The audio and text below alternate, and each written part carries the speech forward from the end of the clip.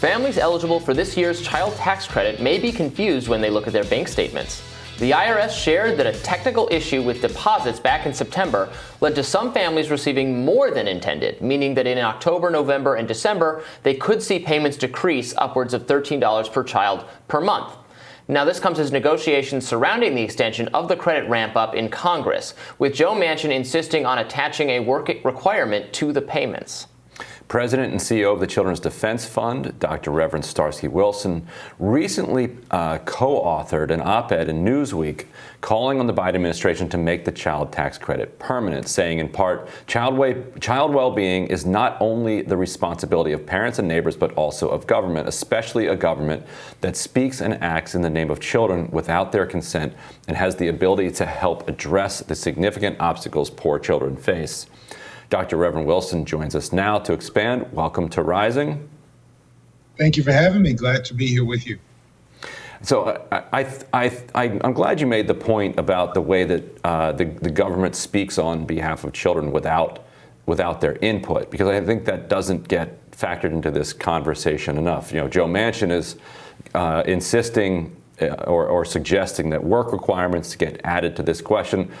Children don't get a vote in any of this. And so Manchin could be driving children into deep poverty without them having any say in the conversation. What would be the actual implications for childhood poverty if Manchin is successful in both means testing and adding work requirements to the tax credit?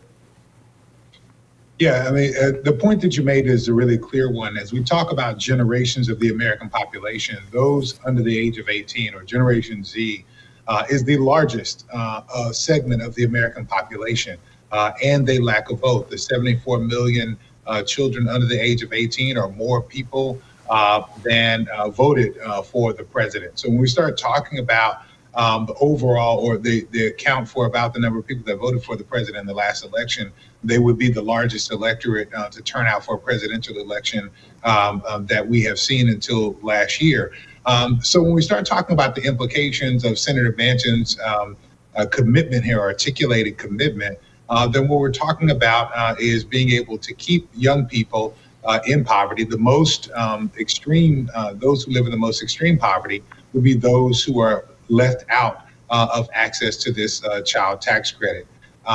We know that before these expansions, there were 23 million children who didn't get access because their families did not earn, did not have requirement to file, or they earned too little to be eligible for the child tax credit. So what he's ultimately talking about is rolling back to the day where it could actually be possible for children to be too poor to receive this assistance from their government. And doing so, frankly, over the objection of families in West Virginia, whom he's called to serve, who have already said that they are receiving benefit from the child tax credit as it's going forward, and it's helping them to meet the everyday needs of their children and families. A new study shared earlier this month tragically reveals that approximately 140,000, or 1 in 500 children in the U.S. had a parent or caregiver die due to COVID or another pandemic-related cause, with Black and Hispanic children disproportionately affected. And obviously, so something I talked about on the show a lot is that the cost of raising children has just is astronomically higher for this generation than it was for previous generations. The cost of child care, the cost of education, it's risen so absurdly, so ridiculously that it's harder for low-income people to afford these things than it used to be, even for just looking at low-income people. Can you talk a little bit about the importance of if we're not going to find policy to bring down those costs, then the urgency of doing something else for families? Indeed, I wonder all the time how my mother made it happen. There were 5 of us that my mother raised, generally supported by herself. I have 4 children that my wife and I were together, and we recognize the great difficulties. We also recognize the absolute cost to not investing in children.